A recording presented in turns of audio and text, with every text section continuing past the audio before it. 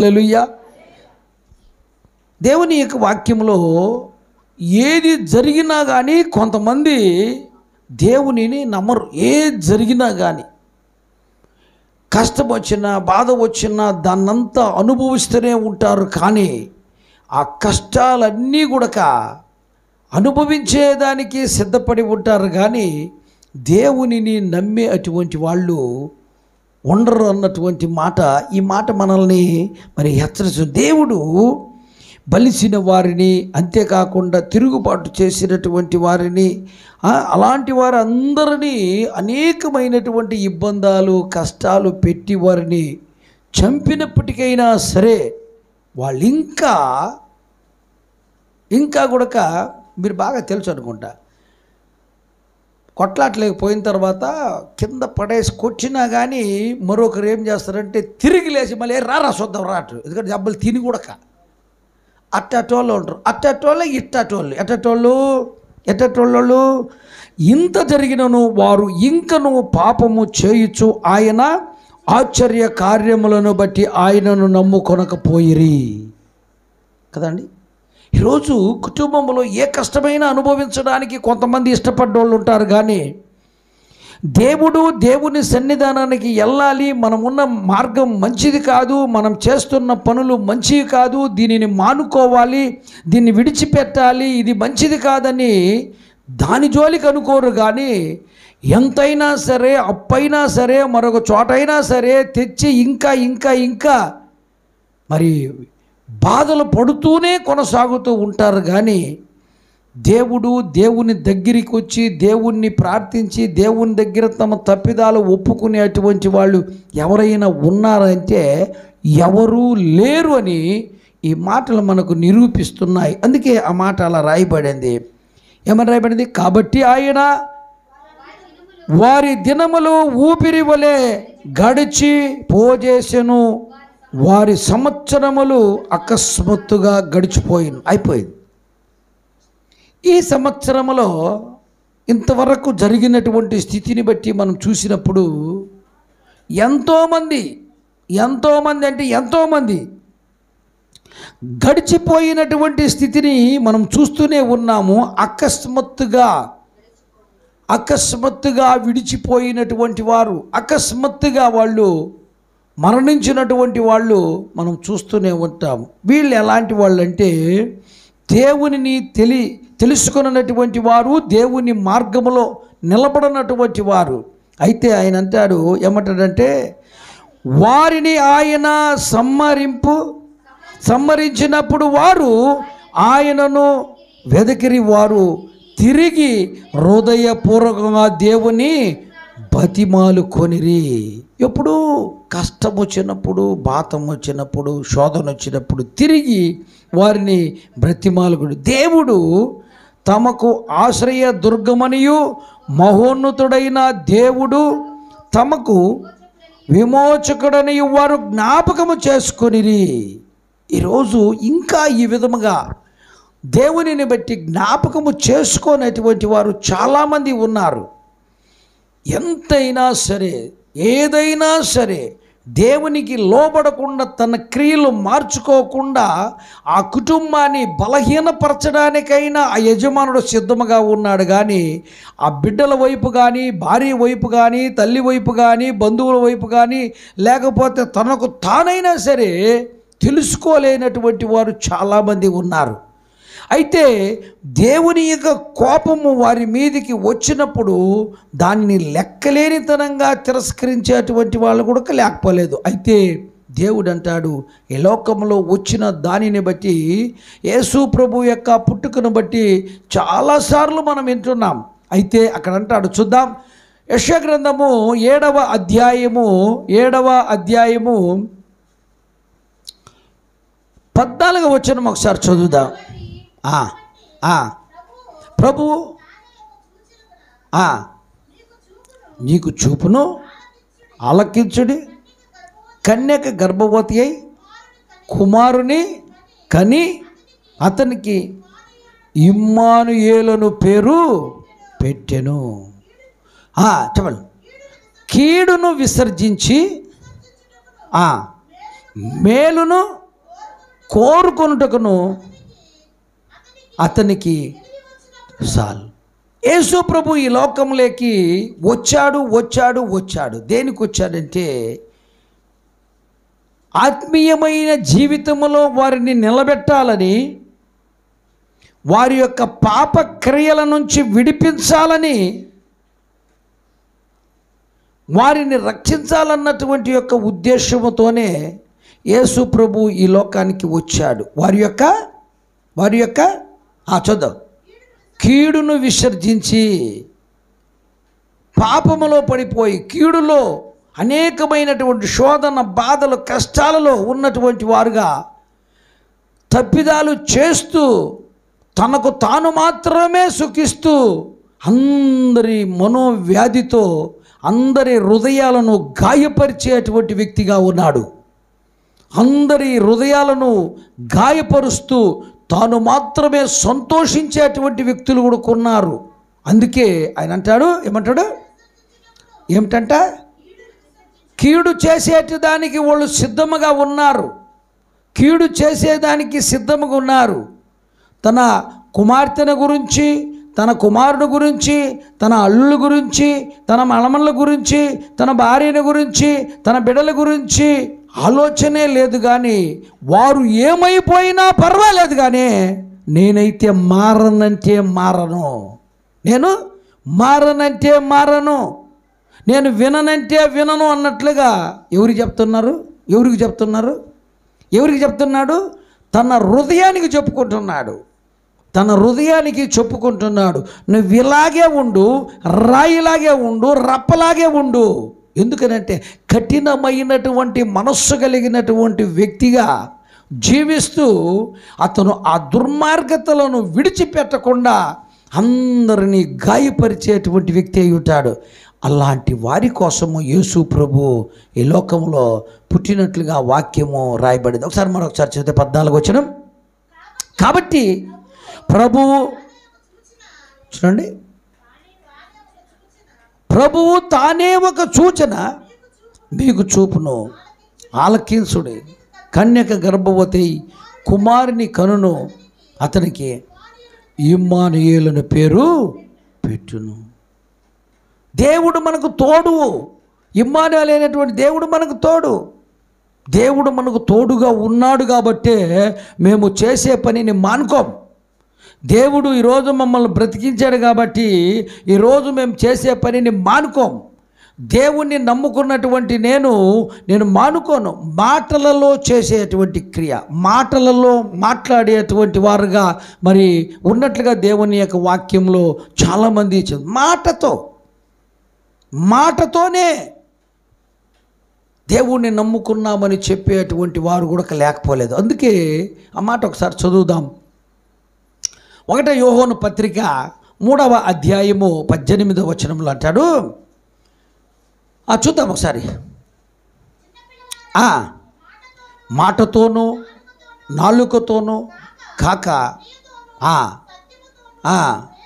ప్రేమించు. చాలు. ఇక్కడ చూడండి, మాటతో కాదు క్రియతో చేసి చూపించాలి. నాలుకతో చూడండి, ఏందయ్యా నువ్వు గుడికి రాకూడదా?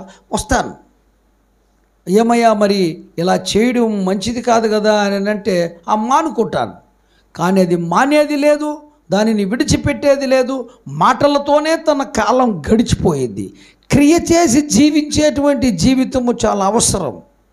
క్రియతో రక్షణ పొందేటువంటి యొక్క విషయంలో క్రియలతో దేవుణ్ణి మరి ఘనపరిచేటువంటి, అందుకే ఆయన అంటాడు, ఏమంటాడే, సర్వోన్నతమైన స్థలములలో దేవునికి మహిమ, ఆయనకి ఇష్టమైనటువంటి వారికి భూమి మీద సమాధానం. నీకు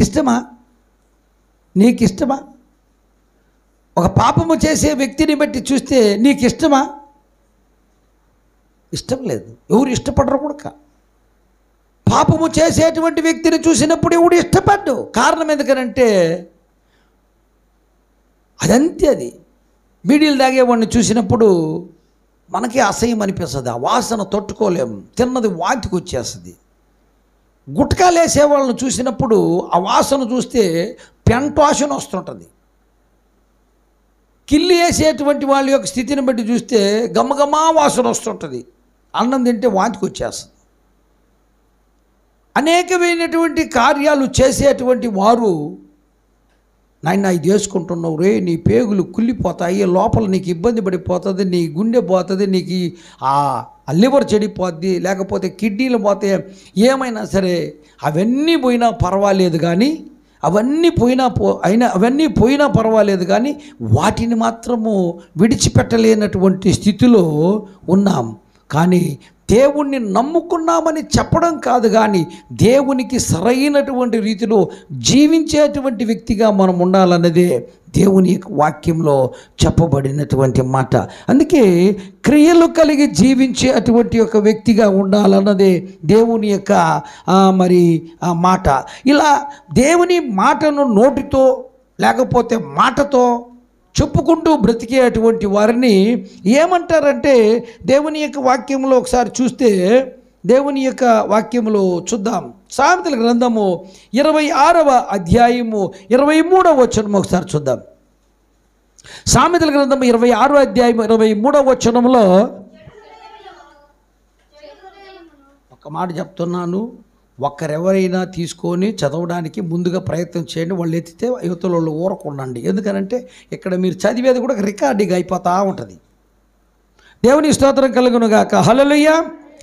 సామెతల గ్రంథము వచనం చూద్దాం. 26వ అధ్యాయం 23వ వచనం చూద్దాం.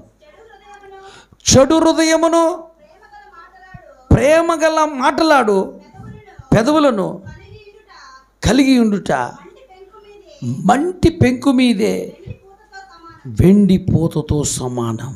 ఎట్లంట మరొకసారి చదివి చూడండి.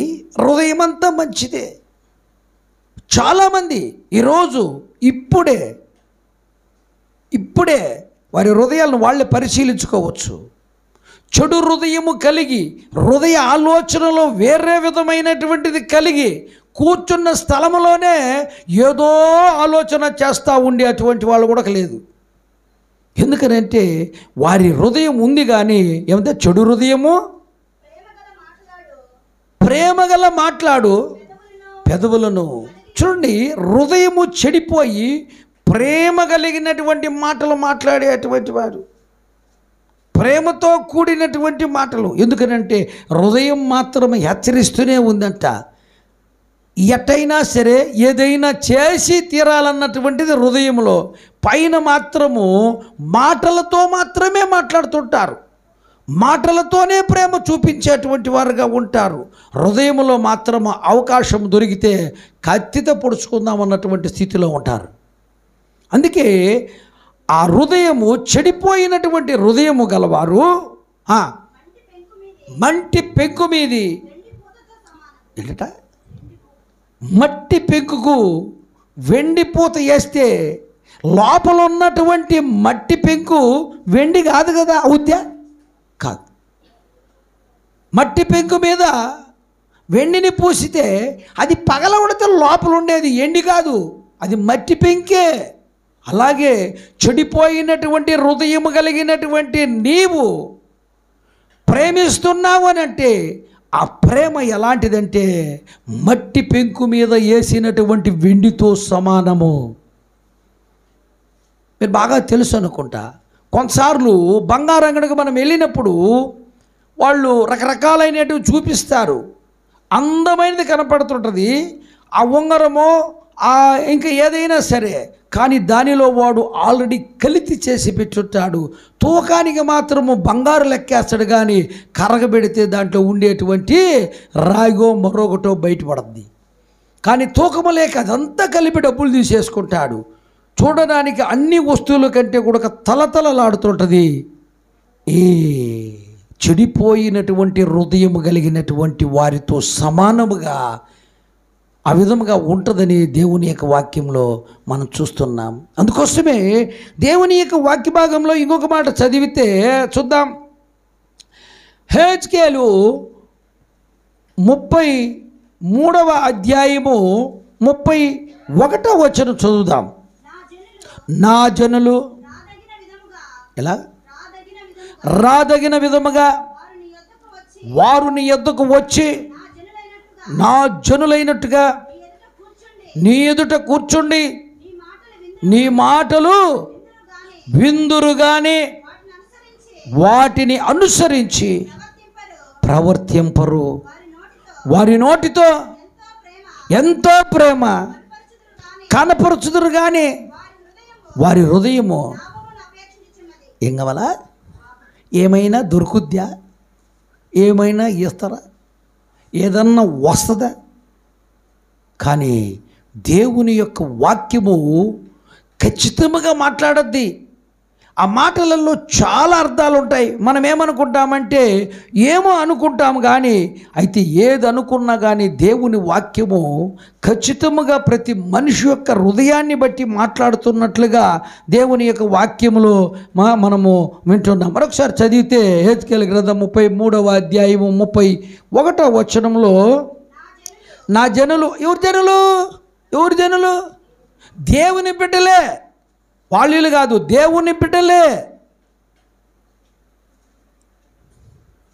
దేవుడు ఒకడిని పడేయాలనుకుంటామనుకోండి, ఒకడిని పడేయాలనుకుంటామని గుంత తొవ్వేల దాకా దేవుడు ఊరకనే ఉంటాడు.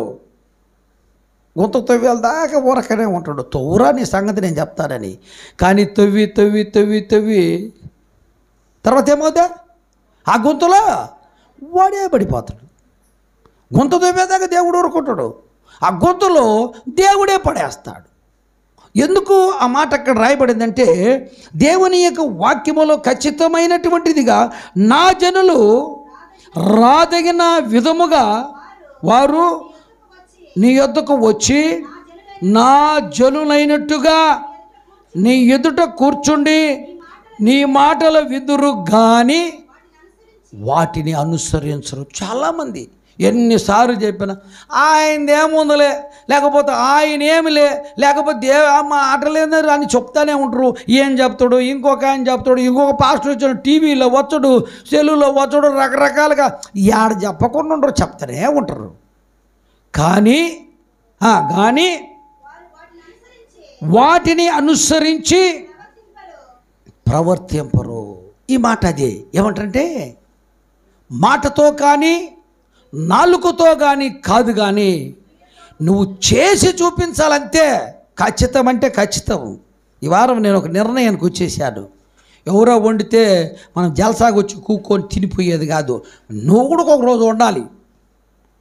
ప్రతి కుటుంబము ఒక్కొక్క వారము వండేదానికి ఏర్పాటు చేసుకోవాలి. ఒక్కొక్క ఏ సమయం వస్తే ఆ సమయంలో ఎవరైతే చెప్తామో ఆ కుటుంబం ఖచ్చితంగా ఉండాలి. భార్య, పిల్లలు, ఇంక మీ ఇష్టం, ఊరిలో ఎవరిని తెచ్చుకో నాకు సంబంధం లేదు, కానీ ఆ కుటుంబం భోజనం ఉండాలంతే. కష్టమో బాధో ఊబేది ఏం కాదు, కట్టెలు పెట్టేది ఏం కాదు, గ్యాస్ కాబట్టి శుద్ధంగా ఉడకబెట్టవచ్చు. తెలుసుకోవాలి. కానీ నేను ఆలోచించింది ఒకటే, వాళ్ళు ఉదయాన్నే లేచి అన్నీ సర్వ్ చేసుకొని వచ్చి వండి పెట్టి ఇంటికి పోయి వాళ్ళు మళ్ళీ సిద్ధపడి మళ్ళీ దేవుని మందిరానికి వచ్చినా కానీ ఊరుకున్న వాళ్ళు రాలేకపోతున్నారు. ఊరక కూర్చొని ఇంట్లో ఉంటారు కదా, అట్లాంటి వాళ్ళు రాలేకపోతున్నారు. నాకు అర్థం కాలే అసలు పరిస్థితి. ఈరోజు భోజనం పెడతారని మీకు తెలిసింది కదా, వండేవాళ్ళు వండుతూనే ఉన్నారు కదా, నీకేమి రావచ్చు కదా. అయినా పర్వాలేదు, అద్దానికి అంటకపోవడమే, లేకపోతే ఏదన్నా పని ఉంటే చూసుకోవడమే. అదేముండదు. నేను 11:30కి పోతే 11:30కి పోతే ఎవడుద్దంటారు నన్ను ఏమన్నా అంటారా? గేటుకు తాళం వేస్తారా? ఏం లేదు. పోయిన రోజు పోతాం, కూర్చుంటాం, ఏదో 4 మాటలు పాటలు అయిపోయేదాకైనా పోదాం, లేకపోతే సాక్ష్యాలు చెప్పినాకైనా పోదాం, లేకపోతే వాక్యం కూడా మధ్యలో. ఇంకా కొంతమంది కొన్ని సంఘాలలో నీ దన్నము నీ గణము అప్పుడు వస్తుంటారు. ఏమిటికి? పాపము దేవుడు బిచ్చిగాడు కాబట్టి ఒక 10 రూపాయలు కానుకేసిపోతే దేవుడు నన్ను దీవించునుగాక. ఇట్లాంటి వాళ్ళు కూడా కొట్టరు. అది కాదు. దేవుని వాక్యం ఏముంటుందంటే మరొకసారి చదివితే 31వ వచనం, మరియు నా జనులు రాదగిన విధముగా వారు నీ యొద్దకు వచ్చి నా జనులైనట్టుగా నీ ఎదుటకు. ఎవరబ్బో వీళ్ళందరూ ఎవరే? దేవుని బిడ్డలు. వారు నాయన వేల మంది. కానీ ఎవరు వచ్చి దేవుని మందిరములో కూర్చున్నా కానీ వారందరూ దేవుని బిడ్డలుగా అనుకుంటారు. మా సంఘం పెద్దదే, కనీసం ఒక 100 మంది ఉంటారు, లేకపోతే ఒక 200 మంది ఉంటారు, 1000 మంది ఉంటారు. ఒక ఆయన చెప్తాడు, మా సంఘానికి ఆదివారం ఆరాధనకు 1,00,000 మంది. 1,00,000 మంది దేవుణ్ణి నమ్ముకున్న వాళ్ళు కాదు అని అంటున్నాడు. అంతే, వచ్చినట్టుగానే ఉన్నారు, కనపడుతూనే ఉన్నారు. అయితే నీ మాటలు విందురు కానీ వాటిని అనుసరించేది అవసరం. దేవుని మాటను విన్నటువంటి నీవు అనుసరించాలంతే. ఎక్కడికి పోయినా ఏ సమయంలోనైనా సరే నీ ప్రవర్తనలో కొంచెం కూడా మార్పు రాకూడదంతే. నీ నోటి మాటలో కానీ, నీ ఆలోచనలో కానీ, నీ నడకలో కానీ పని చేసుకోవాలి, బతకాలి. కష్టపడకుండా దేవుడు మనకు చెప్పలేదు, కష్టపడి బ్రతకమని చెప్పాడు. కానీ కష్టపడి బ్రతికే దానిలో కూడా దేవునికి నిజాయితీగా బ్రతికేటువంటి పరిస్థితిలో ఉండాలి. అంతేకాకుండా ఈయన అంటాడంటే, ఆయన నీ మాటలు విందురు కానీ వాటిని అనుసరించి ప్రవర్తింపరు. వారు నోటితో ఎంతో ప్రేమ, అబ్బా ఎంతో ప్రేమ, దేవుని స్తోత్రం కలుగును గాక. ఎంతో ప్రేమ. ఇచ్చేకాడికి వచ్చేళ్ళకు 100 రూపాయల చిల్లర చేసి వాళ్ళ ఇంట్లో ఎంతమంది ఉంటారో అంతమందికి అన్ని 5లో అన్ని 10లో లెక్కేసుకొని అంతా ఇచ్చినా కానీ అంతా ఇచ్చినా ఎంత 100. అదేదో 100 నువ్వు వేసేది ఓదిపోదా? ఎంతమంది 8 మందికి ఊరక మార్చేసి. అంటే మనస్సు దేవునికి ఇష్టమైనదిగా ఉండాలి. అందుకే ఆయన ఏమంటాడంటే నా జనులైనట్టుగా నీ ఎదుట కూర్చుండి నీ మాటలు విందురు కానీ ఈడ వినడమో ఆడికి పోయి తగాదు పెట్టుకోవడం. దేవుని స్తోత్రం కలుగును గాక. హల్లెలూయా. ఈ జనం, మీరు కాదు, ఈ జనము అక్కడ మాట్లాడుతూ ఉన్నది. ఎందుకనంటే ఏమి విన్నామో దానిని అనుసరించాలి, ఏమి విన్నామో దాని ప్రకారముగా నడుచుకోవడానికి ప్రయత్నమన్నా చేయాలి. వినడమే కానీ విన్నదాన్ని గాలి కొదిలేసి యథావిధిగా ఉండడం అనేది అది దేవునికి ఇష్టమైనటువంటి పని కాదు. అందుకే ఆ మాట అక్కడ మరి దేవుని యొక్క కృపలు మరొకసారి చదివి అక్కడ అంటాడు, వారు నోటితో ఎంతో ప్రేమ కనపరచుదురు కానీ వారి హృదయము లాభమును అపేక్షించును. దేవునికి స్తోత్రం కలుగును గాక. హల్లెలూయా. ఏదైనా దొరుకుద్దంటారా? కొంతమంది అంటారు, మా పాస్టర్ మంచోడు, నీకేమన్నా ఇబ్బందిగా ఉండదేమో చెప్పు, ఆయన కాడికి పోతే పావలా డబ్బులు ఇస్తారేమో. వచ్చి కూర్చున్న వాళ్ళందరూ కూడా దేవుని కోసం కాదు, ఏదైనా వస్తుందేమో, ఏమైనా దొరుకుద్దేమో. కాదు, దేవుని యొక్క కృపను బట్టి జీవించేటువంటి జీవితములు. ఆ కింద మాకు చదివితే, నీవు వారికి వాద్యము బాగుగా వాయించుచు మంచి స్వరము కలిగి గాయకుడిగా ఉన్నావు. వారు నీ మాటలు విందురు కానీ వాటిని అనుసరించి నడుచుకోండి. పాట పాడుతుంటే ఒక ఆమె గోర్లు గిల్లుకుంటుంటే, ఒక ఆయన చెల్లు చూసుకుంటుంటే, టైం ఎంత అయిందని ఒకరు అనుకుంటే, చూడండి పాట పాడుతూ ఉన్నామండి. పాటను నువ్వు పాడడానికి ప్రయత్నం చేసుకోవాలా. ఈ సంఘానికి నువ్వు దేవుణ్ణి నమ్ముకొని కనీసము 20 సంవత్సరాలు అయింది.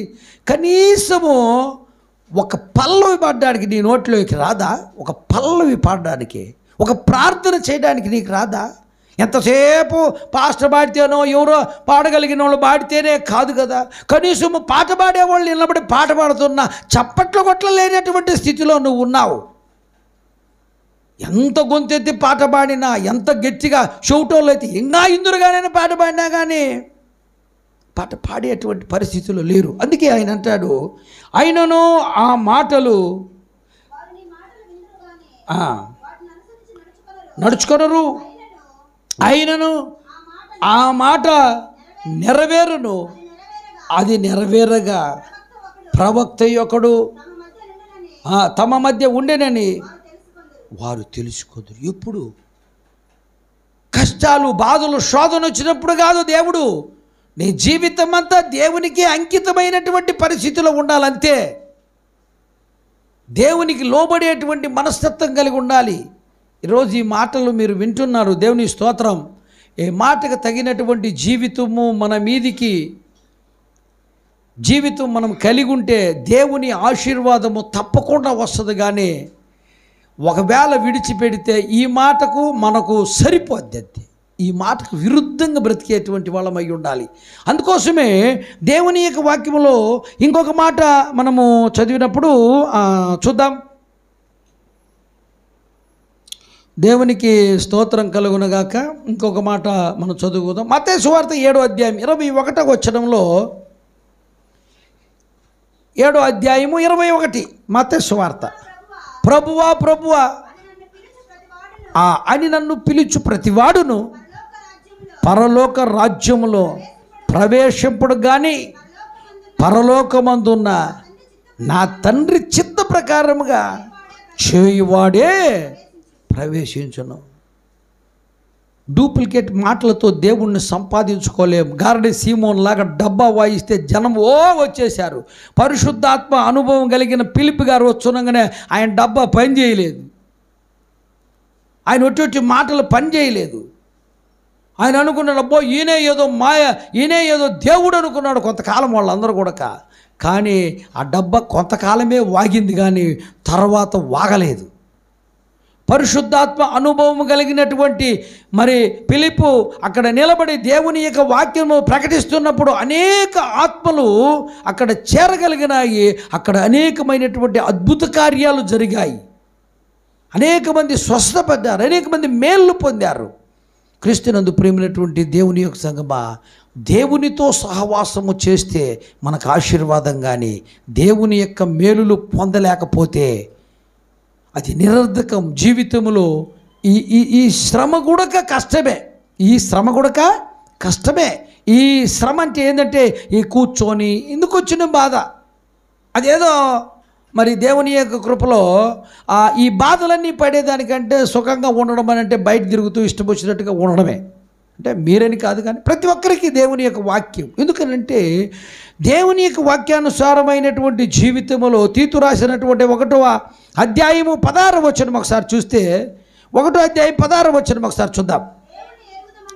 దేవుని ఎరుగుదమని వారు చెప్పుకొందురు కానీ అసహ్యులను అవిధేయులను ప్రతి సత్కార్యము విషయము భ్రష్టులనయ్యుండి తమ క్రియల వలన ఆయనను.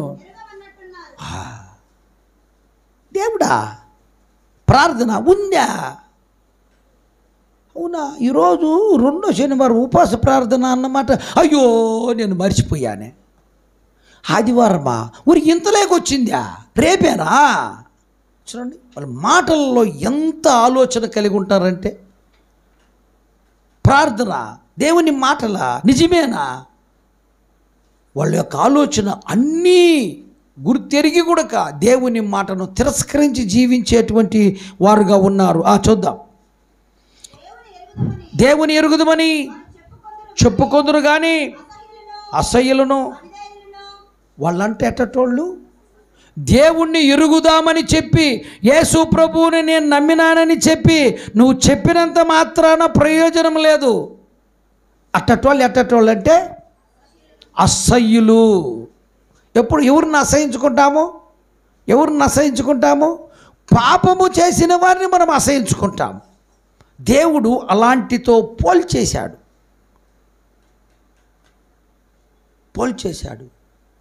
పిల్లోడు బంగారే, పిల్లోడేమో బంగారే, కానీ పిల్లోడు బంగారా కాదు. వెంటనే దించేస్తాడు. చచ్చని చూడండి ఎంత అసహ్యపు.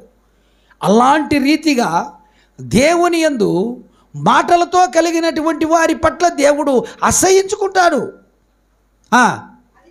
అవిధేయులను ప్రతి సత్కార్యము యొక్క విషయంలో, ప్రతి సత్కార్యము ప్రతి పనిలో కూడా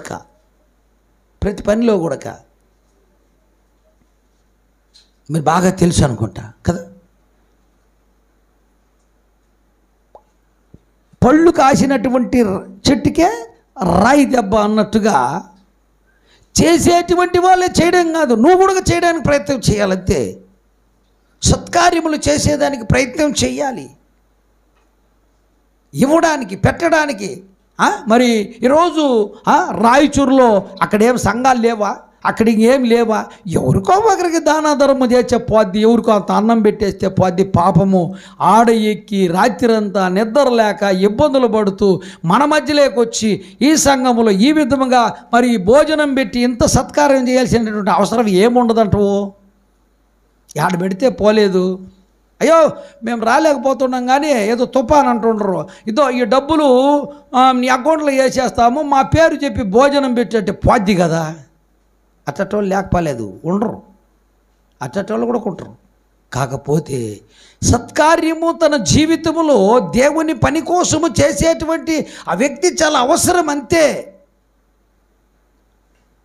చేసుకున్నటువంటి కూలి, చేసుకున్నటువంటి పని, చేసుకున్నటువంటి విషయంలో ఒకసారి ఆలోచన చేస్తే వాస్తవంగా కొంతమంది జీతాలు తీసుకునే వాళ్ళ యొక్క పరిస్థితి ఎట్లా ఉంటుందంటే, జీతం తీసుకోవడమే కనిపిస్తుంది కానీ ఆ దేశం అంతా కూడా అప్పులకు వడ్డీలకు పోయి చివరికి మళ్ళీ ఎవరైనా ఇస్తారేమో చూద్దామనేటువంటి పరిస్థితిలో ఉంటారు. కొంతమంది చేసే పని ఈరోజు 3 రోజులు కూలి, వారంలో 3 రోజులు మరి కూలికి పోయాము, ఆ 3 రోజులలో వచ్చిన డబ్బులు చూస్తే చాలా తక్కువ. మరి పిల్లలకు ఫీజు కట్టాలి, ఒకరికి జ్వరం వచ్చి ఉంటుంది, ఇంకొకరికి ఇబ్బంది కలిగి ఉంటుంది, ఎన్ని కలిగి ఉంటుంది. ఇవన్నీ కలిగిన ఈ పాస్టర్ ఏంది మళ్ళీ పండగ దగ్గరికి వచ్చింది డబ్బులు అడుగుతున్నాడా? యాడ తెచ్చియాలబ్బా? ఏం లేదులే, ఏది లేదు, ఇచ్చిన గాడికి సరిపోద్ది. పాస్టరే మా దగ్గర చాలా ఇబ్బందిగా ఉంది, ఎంత ఇస్తాం? 300 ఇస్తాం సరిపోద్ది. ఎందుకు 300? నీ కష్టం వచ్చినప్పుడు, నీ బిడ్డలకు ఇబ్బంది వచ్చినప్పుడు, నీ అవసరానికి వేలు ఖర్చు పెట్టావు. దేవుని కాడికి వచ్చేళ్ళకు 300 ఇస్తాము, 100 రూపాయలు ఇస్తాము, లేకపోతే లేదని చెప్తాం. అంటే మనం కాదు కానీ వేరే వాళ్ళు.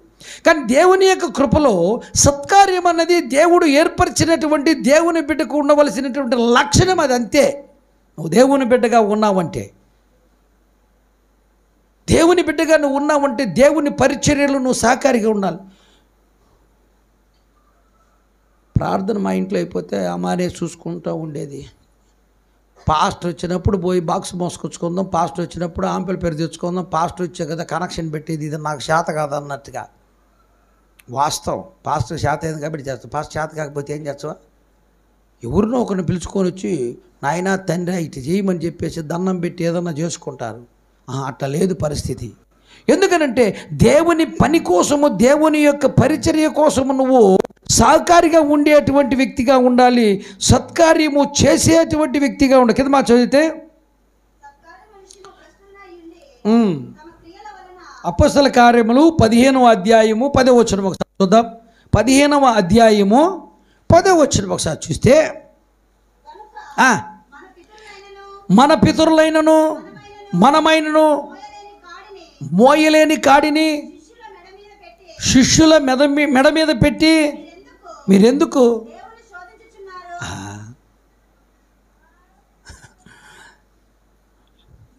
టైం చూస్తుండేది అంత, ఇంకా 10 గంటలు కదా, 10-15 10:30 కదా, వాళ్ళు ఇచ్చుట్రా. సాపలన్నీ వేసుంటే పోదవలే, కుర్చీలన్నీ వేసుంటే చూద్దాంలే.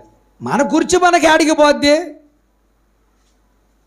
దేవుని శోధించే వాళ్ళు వీళ్ళందరూ దేవుని పనికి ఆటంకమైనటువంటి వ్యక్తులు, తన జీవితంలో తన పరిచర్య తాను చేసుకోనటువంటి వ్యక్తులు, దేవుని శోధించే వాళ్ళు, దేవుని ఇబ్బంది పెట్టేటువంటి వాళ్ళు, క్రమముగా దేవుని యొక్క పరిచర్యలో సహకారిగా లేనటువంటి వారుగా ఉన్నారని చదివితే, కృపచేత మనము సరే కదా, దేవుని కృపచేత నేను బ్రతికి ఉన్నానయ్యా, నేను వెళ్ళాలి తొందరగా హాస్పిటల్కి అయితే వెళ్తువా? ఓయమ్మో ఆడు చాలామంది కొండారెడ్డి ఆసుపత్రిలో ఉంటారు, ఓయమ్మో 8 గంటలకే పోయి రిజిస్ట్రేషన్ చేయించుకోవాలాడ, ఓయమ్మో మళ్ళీ నాకు మధ్యాహ్నం అయిపోతే ఇబ్బంది అయిపోద్దేమో. పొద్దుటి నుంచి కూర్చొని ఆయనకి ఒక 50 మందో 60 మందో వచ్చుంటే ఆయన చూసి ఇప్పుడు నాన్న నాకు ఒక అర్జెంటుగా పోవాలా, పిల్లోడు ఆలబడిపోతుండదు, పిల్ల ఎట్లా ఉంటుంది నాయన, సహకారి కొంచెం సాయం చేయి, అర్జెంటుగా పోవాలి, చాలా బాగలేదు. ఎన్ని గంటలకు పోతావో? 8 గంటలకు ఆసుపత్రులు అప్పుడే అటెండ్ అయ్యి ఓపి రాపించుకొని ఆడ దివాల పరమెత్తి కూర్చొని ఉంటావు. ఊడు అడుగుతుడు, ఎవరన్నా అడుగుతురా? చూద్దాం. అలాగే వారును రక్షణ పొందుదురని. దేవుని కృప చేత నువ్వు ఆలోచించేయాలి. ఈరోజు నేను బ్రతికి ఉన్నాను, ఈరోజు నాకు ప్రాణం ఉంది, ఈరోజు నా భార్య పిల్లలు బాగున్నారు, నేను దేవుని మందిరానికి వెళ్ళాలి అన్నటువంటి ఆలోచన నీ మనసులో కలిగి నువ్వు తొందరగా వచ్చేసేయాలి. దేవునికి స్తోత్రం కలుగునుగాక. నెల్లూరు బావాలి హాస్పిటల్కి ఉదయాన్నే లేచి గబగబా చేస్తా, అయ్యా నువ్వు 2 ఇడ్లీ తిందాం అనుకుంటాం, కానీ బస్సు పోయేళ్ళకి 11 గంటలు అయింది. ఇంకేం ఇడ్లీలే పోయి ముందు ఆడ ఓపీరు రాపించుకుందాం. ఓపీరు రాపించుకుంటున్నాగానే ఆయన అయ్యా ఇంకా 10 నిమిషాలకే నీకు వస్తుందని చెప్తాడు. ఏమో 10 నిమిషాల లోపలేందిలే చూపించుకొని ఇడ్లీ తిందాం అనుకుంటాం. అట్ట 12 గంటలు అయిపోయింది. తర్వాత ఏమైపోద్ది అంటే ఏలబడిపోతూ ఉంటాం. మళ్ళీ కొంచెంసేపు అయిన తర్వాత ఏమో మళ్ళీ నా వెనక ఎవరు వస్తారేమో చూపించుకొని పోదాం. ఎన్ని గంటలకు తింటావా? 1 గంటకు భోజనం చేస్తాం.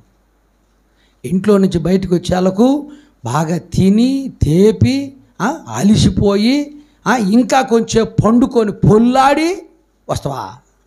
చూడండి, దేవుని స్తోత్రం కలుగునుగాక. అందుకోసమే దేవుడు నిన్ను బ్రతికించినటువంటి ఆ కృపను బట్టి మరొక చర్చతే ప్రభు అయిన యేసు కృప చేత మనము దేవుని కృప చేత మనం బ్రతికున్నామండి. ఎవ్వరు మనం బ్రతికించడు. భార్యను భర్త కూడా బ్రతికించడు, అంతే. దేవుడు ఒక్కడే బ్రతికిస్తాడు. మన బిడ్డలను కూడా మనం బ్రతికించుకోలేము. బాగా లేకపోతే సంకలు వేసుకొని పరిగెత్తుతాం హాస్పిటల్కు. కానీ దేవుని కృప ఉంటే బిడ్డను మళ్ళీ సంతోషంగా ఇంటికి తీసుకొచ్చుకుంటా. కానీ దేవుని కృప వల్ల మాత్రమే మనం బ్రతుకుతాం. ఈ 2023వ సంవత్సరంలో ఈ డిసెంబర్ 17వ తేదీన దేవుని కృప ద్వారాగా మనల్ని దేవుడు రక్షించిన విధానంను బట్టి మనమందరివి దేవుని యొక్క సన్నిధానంలో ఈ మంచి దినాన్ని దేవుడు మనకిచ్చినటువంటి దేవునికి ఒకసారి మనం స్తోత్రం చెల్లిస్తూ ఈ వాక్య భాగాన్ని ముగించుకుందాం. దేవుడు